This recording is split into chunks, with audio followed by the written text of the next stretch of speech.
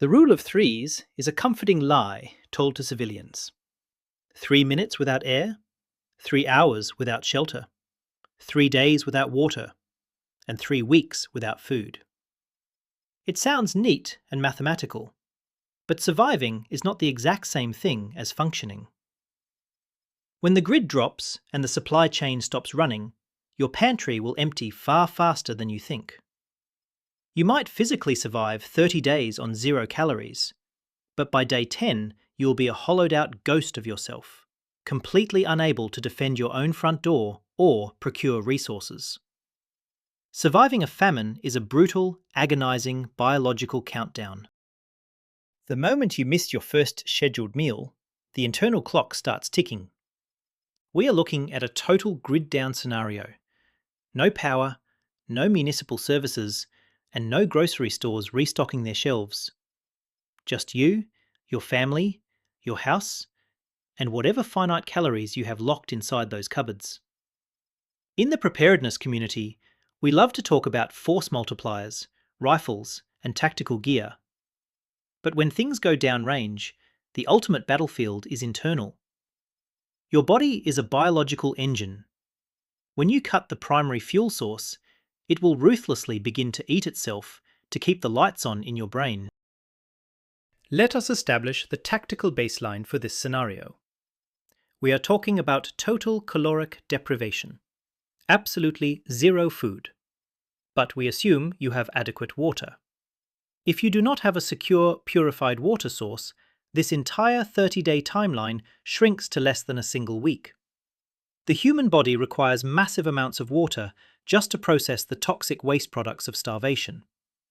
Dehydration will drop you long before the hunger does. You need water so your child does not look at you with cracked, bleeding lips, asking for a drink you do not have. Guilt will break your mind before the famine breaks your body. For the first 6 to 8 hours after your final meal, you are operating normally on residual glucose. When you eat, your body breaks carbohydrates down into glucose, which is the premium, high-octane fuel for your brain and skeletal muscles. Whatever you do not use immediately gets stored in your liver and muscles as glycogen. Right now, your body does not know a global disaster has occurred.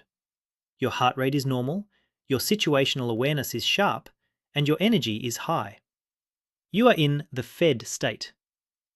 But the silent countdown has already begun deep inside your bloodstream. By hour 12, your blood glucose levels begin to steadily drop. Your pancreas senses the deficit, stops secreting insulin, and switches over to a hormone called glucagon. This hormone is the biological alarm bell. It orders your liver to break down that stored glycogen and push it directly back into your blood to keep your brain functioning. The average healthy adult has enough glycogen stored up to last between 12 and 24 hours, heavily depending on how hard they are exerting themselves. And in a crisis, you are almost certainly burning through it too fast. This is when the hunger pangs hit. Your stomach produces ghrelin, a hormone that acts like a screaming siren, sending aggressive signals to your brain that it is time to eat. These manifest as loud stomach rumblings and intense, painful cramps.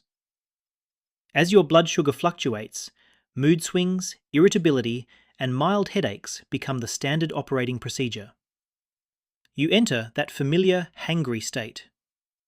But in a survival scenario, realizing you actually have no food triggers an acute stress response. Your adrenal glands dump adrenaline and cortisol into your system, spiking your heart rate. The biggest mistake a survivor can make in the first 24 hours is giving in to panic foraging. Driven by the sheer psychological shock of hunger and the adrenaline dump, unprepared people will expend massive amounts of critical energy rushing out to hunt, scavenge, or hike to safety. They burn their limited glycogen reserves in hours instead of days. Your tactical response must be the exact opposite. Secure your perimeter, establish your water supply, and sit down. Understand that the hunger pangs you feel on day 1 are just a hormonal response, not actual, lethal starvation. You are in absolutely no physiological danger on the first day. Sip water slowly to stretch the stomach walls and suppress the ghrelin production.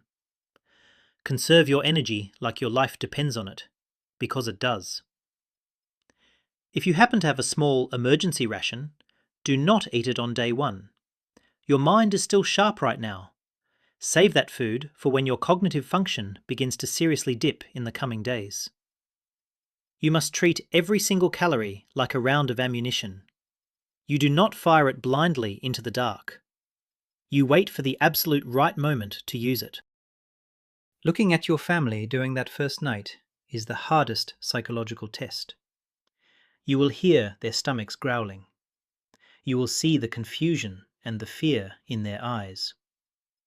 The instinct to act, to push out into the dark and find something, anything for them to eat, will be overwhelming. But the dark is dangerous, and the streets belong to desperate people who are burning their own glycogen in a blind panic. You have to be the anchor. You have to tell them to drink their water, close their eyes, and rest. The real marathon has not even started yet. Hope is not a strategy. Most people guess they have enough food to outlast a crisis, but the brutal math of caloric burn says otherwise. You cannot wait until the hunger pangs start to figure out your logistics. Go to protocolsurvival.com right now, calculate your true survival score, and enroll in our free Catastrophe Survival 101 course. Get the training and do the math before you actually need it, because once the grid goes down, the time for preparation is permanently over. You either have the knowledge or you become a victim of the timeline. Phase 2 begins between 24 and 72 hours. This is the lockdown phase. Your body officially runs out of stored liver glycogen. The brain, which consumes roughly 20% of your resting energy, furiously demands fuel. Because your body has not yet fully transitioned to burning its fat reserves, it enters a desperate transitional state called gluconeogenesis. Your liver begins synthesizing glucose from non-carbohydrate sources. To do this, the body unfortunately begins to tear down its own muscle tissue, converting protein into amino acids to feed the brain. At this stage, muscle breakdown is rapid and destructive. Simultaneously, your body begins releasing fatty acids from your adipose tissue. But there is a major logistical problem. The human brain cannot effectively cross-utilize those fatty acids directly. So, your body is caught in a metabolic traffic jam. As it struggles to transition from a glucose-burning engine to a fat-burning engine, you will experience what the medical community calls the keto flu. It is a wave of severe lethargy, thick brain fog, crushing nausea, and intense, pounding headaches. Extreme fatigue becomes your new baseline. Your physical output drops off a cliff. Simply standing up from a chair might cause orthostatic hypotension, a rapid drop in blood pressure that leaves you dizzy and gasping for air. As your body depletes its remaining glycogen, it takes a massive amount of water with it. Every single gram of glycogen holds about 3 grams of water. You will find yourself urinating constantly, shedding water weight at a rapid, dangerous pace. This puts you at severe risk of sudden dehydration and a critical electrolyte imbalance. The sudden loss of water weight strips your system of essential sodium, potassium, and magnesium. This leads to debilitating, screaming muscle cramps in your calves and back. This is why electrolyte powder or bouillon cubes are worth their weight in gold during days 1 through 3 of a famine. Without those micronutrients, your muscles will misfire, locking up in agonizing spasms that will leave you rolling on the floor in the dark. Your muscles are crying out for the electrical conductivity they need to function. You have to replace those salts immediately. You might think the National Guard will step in before things get this bad. You might picture helicopters dropping pallets of MREs into your neighbourhood by day 3. Do not bet your family's lives on government logistics. In a true, wide-scale grid collapse, the military will be securing critical infrastructure, ports, and command centres. They are not coming to your suburban cul-de-sac to hand out crackers and water. You are entirely on your own. If you cannot self-sustain, you will become a casualty of the triage protocols. No one is coming to save you. Day 3 forces strict activity rationing. This is the most physically difficult phase of the entire timeline. If you absolutely need to hike out to self-rescue, doing so on days 2 and 3 will be pure agony. Every step will feel like you are moving underwater. You must limit your physical exertion strictly to life-saving tasks. Gathering firewood, purifying water, and maintaining perimeter security. Nothing else matters. Mentally prepare yourself and your family for the fact that you will all feel incredibly sick. It is a temporary metabolic transition. Knowing the biology of this transition can prevent despair and outright panic. If you understand that you will actually feel slightly better in a few days, you can push through the keto flu. By day 4, your body realizes the glucose is not returning. It also registers that breaking down skeletal muscle at this rapid rate will quickly kill the host by destroying the heart and diaphragm. To preserve your essential muscle tissue, your body executes a brilliant, desperate metabolic pivot. It shifts almost entirely to surviving on your stored body fat.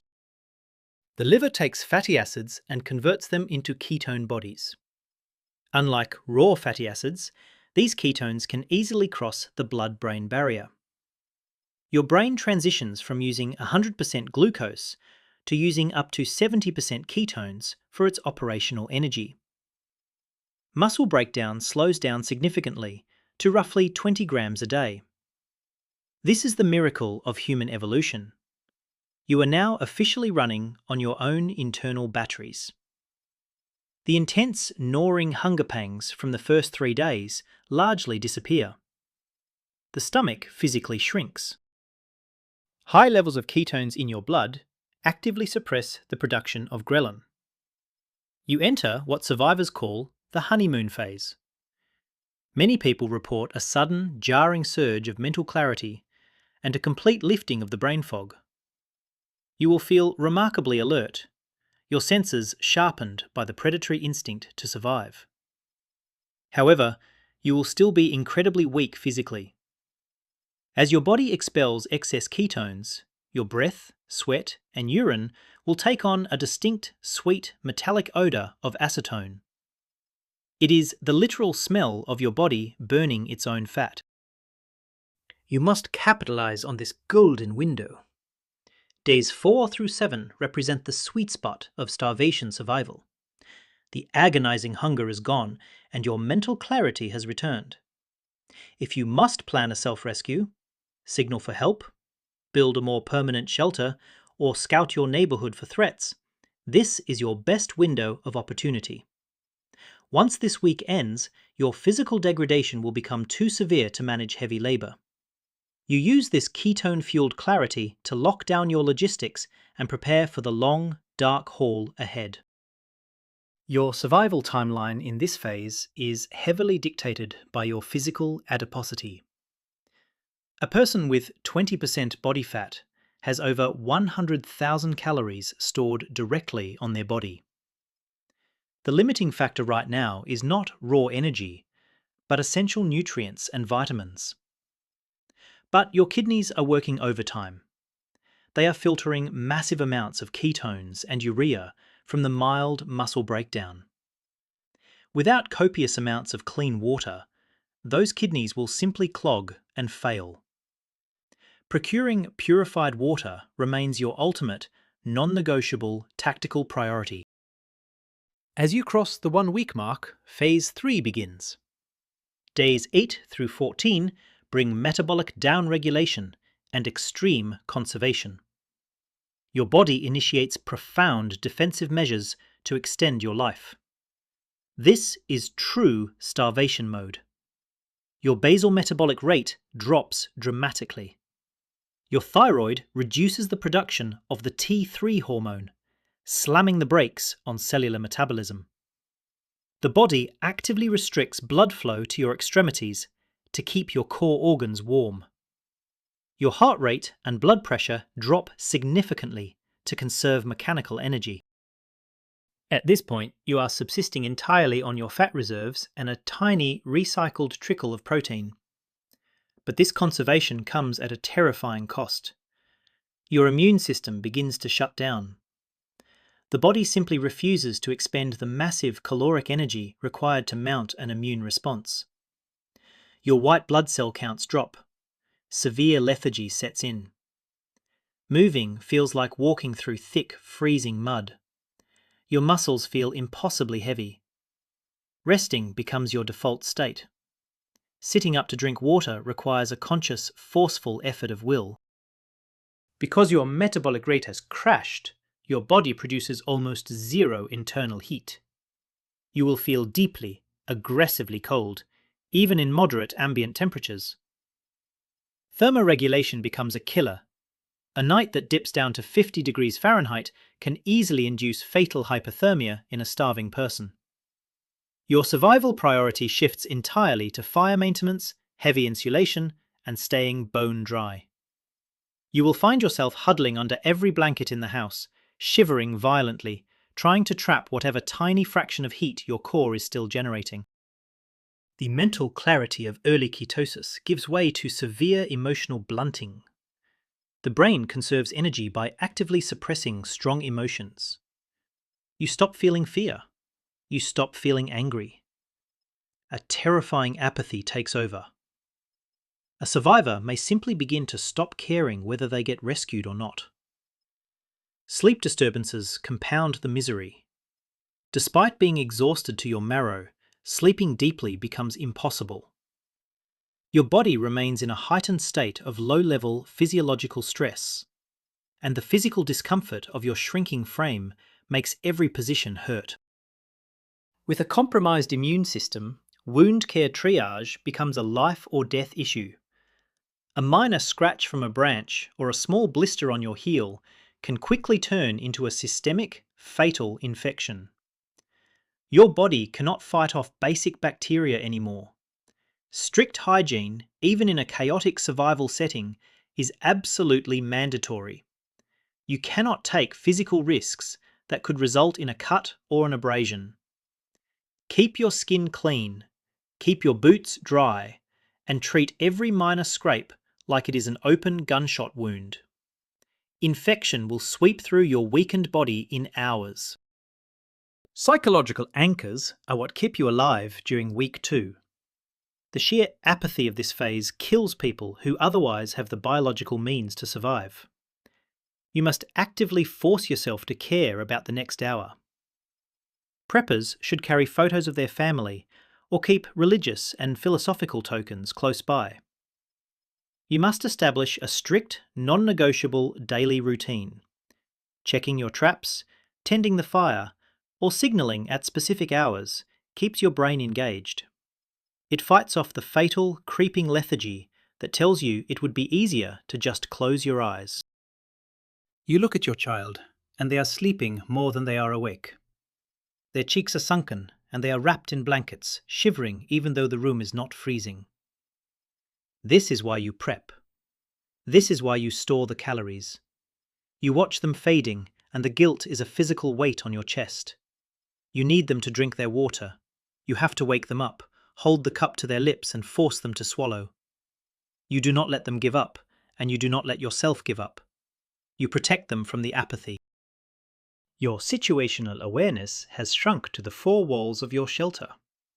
The outside world does not matter anymore. You are not thinking about the grid, or the government, or the cause of the collapse. You are thinking about the next glass of water and the temperature of the room. Every movement is calculated. If you drop a piece of firewood, you stare at it for a full minute, calculating if bending over to pick it up is worth the caloric expenditure and the dizzy spell that will follow. You are functioning on bare minimum operational capacity. When the grid goes dark, the cloud goes with it. You need a command center that works completely offline. I built Protocol Survival to be that exact system. It tracks your inventory, manages your water rationing, and keeps your logistics mathematically sound when your brain is too fogged to do the math. Secure your inventory and access your free training modules right now while you still have a cell signal. Because when the lights go out, your digital lifelines burn with them. Get the Protocol Survival app and establish your offline backup today. Phase 4 is the long haul, days 15 to 30 and beyond. This is terminal starvation. Your body is scraping the absolute bottom of the biological barrel. The exact timing depends entirely on your starting fat mass, but eventually you run out of expendable adipose tissue. When those fat reserves hit critically low levels, your body is forced to initiate late-stage starvation, also known as protein depletion. The safety protocols are turned off. To keep the brain supplied with energy, the body begins an aggressive, horrifying process of autophagy. Autophagy means self-eating. Your body actively begins to cannibalize its own essential proteins. It rapidly breaks down whatever skeletal muscle is left. But more dangerously, it targets the smooth muscle of your internal organs. Your intestines physically shrink. Your liver and kidneys rapidly lose mass and function. And crucially, tragically, the body begins to eat the myocardium. It starts digesting your own heart muscle just to keep your brain alive for a few more days. The engine is literally tearing itself apart to keep the spark plugs firing. Cellular walls begin to degrade and break down. This leads to fluids leaking out of your veins and into the interstitial spaces between your tissues. This causes severe edema, which is swelling and fluid pooling, particularly in the abdomen and the lower legs. Extreme emaciation takes over. Your bone structure becomes highly, uncomfortably visible beneath paper-thin, scaly skin. Your eyes sink deeply into your skull. The padding around your joints is entirely gone, making any movement excruciatingly painful as bone grinds against bone. Because your heart muscle is literally being digested, you develop severe bradycardia. Your heart rate drops to dangerously low levels, sometimes hovering between 30 and 40 beats per minute. Arrhythmias become a constant, terrifying reality. You will feel your heart stutter, skip beats, and struggle to pump blood through your shrinking vascular system. The mechanical pump is failing. Maintaining blood pressure is nearly impossible. Moving a person too quickly at this stage can induce immediate hypovolemic shock and cardiac arrest. Sensory and cognitive failure define the final days. Your hearing starts to ring constantly, and your peripheral vision tunnels and goes dark.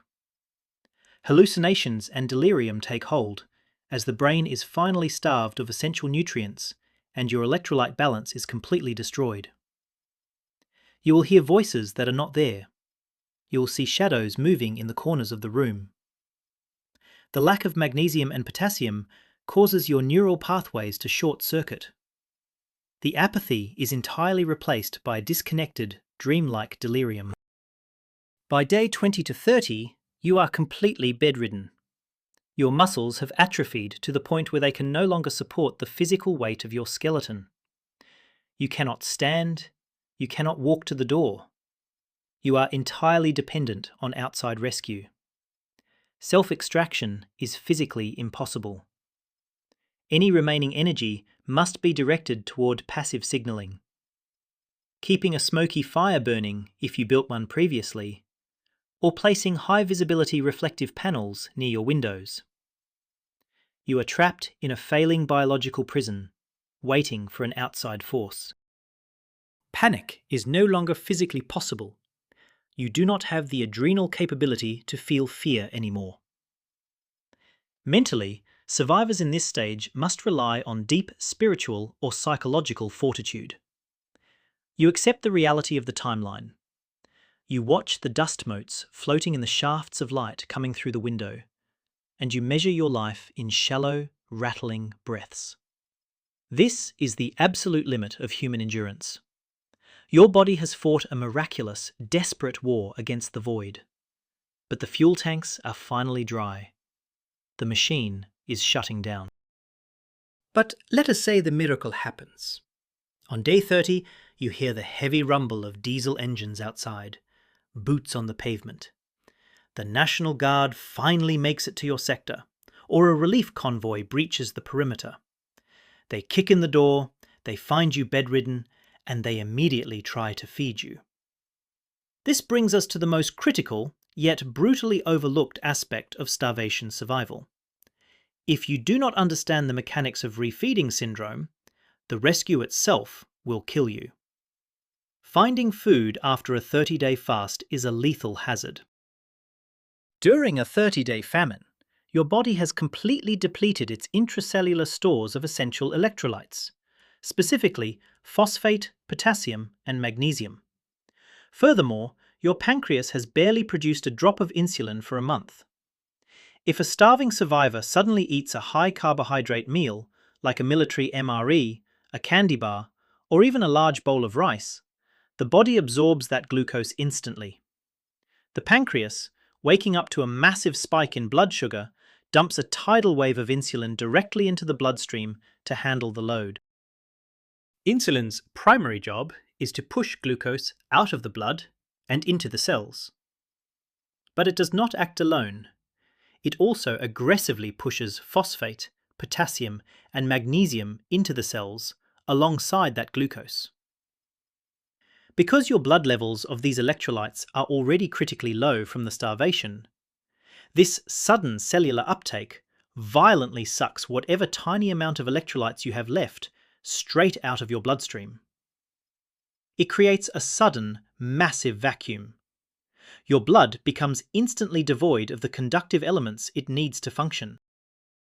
This triggers profound hypophosphatemia, hypokalemia, and hypomagnesemia. Phosphate is fundamentally required to make ATP, which is cellular energy. Without it, your cells cannot breathe. The sudden drop in potassium completely short-circuits the electrical system of your heart. Within hours of eating that heavy meal, you will experience immediate respiratory failure, pulmonary edema, violent seizures, and fatal cardiac arrhythmias. You survived 30 days of agonizing starvation, only to suffer a massive heart attack from eating a turkey sandwich. History is full of these tragedies. Accounts from World War II document thousands of prisoners dying within hours of liberation, killed by the heavy rations given to them by well-meaning Allied soldiers. If you or someone in your group has gone more than 7 to 10 days without food, you must treat the reintroduction of calories as a delicate, high-risk medical procedure. You cannot just hand them a plate of food. You have to reboot the biological engine with extreme caution, or the sudden spark will detonate the entire system. The standard operating procedure for refeeding is strict. First, you hydrate. Ensure any severe dehydration is corrected with clean water and very mild electrolytes before a single calorie is introduced. Second, you start unbelievably small. Caloric intake on the first day should be no more than 10 to 20% of your normal daily requirement. We are talking about 200 to 400 calories for the entire 24-hour period. You do not satisfy the hunger, you just prime the pump. You ignore the begging for more food. You must prioritize bone broth and highly diluted liquids. A watered-down soup is ideal. You must entirely avoid complex, heavy carbohydrates and refined sugars. No bread, no rice, no MRE cracker packs. You increase the caloric intake by only 100 to 200 calories per day over the course of a long, agonizing week. If available, thiamine, potassium, and phosphate supplements must be administered alongside the early refeeding process. You manage the recovery with the same clinical discipline you used to manage the starvation. Understanding this 30-day starvation timeline fundamentally alters how you must approach emergency preparedness. The entire scenario is null and void without water. A 30-day food supply in your basement is completely useless without a 30-day water procurement and purification strategy. You must stockpile calorie-dense fats like tallow, coconut oil, and peanut butter, because your body will transition to fat burning anyway. Fats provide the highest caloric density per pound, taking up less space in your bug-out bags and your pantry. You need to familiarize your body with fasting before the grid goes down. Many tactical preppers practice intermittent fasting or extended 3-day water fasts. This builds vital psychological resilience, but it also physically trains your metabolic engine to transition into ketosis faster and with far less severe keto flu symptoms. A metabolically flexible survivor has a massive tactical advantage over a civilian who panics if they miss breakfast. Train your body to switch fuel sources smoothly so you do not crash on day 2. You must aggressively stockpile electrolytes and multivitamins.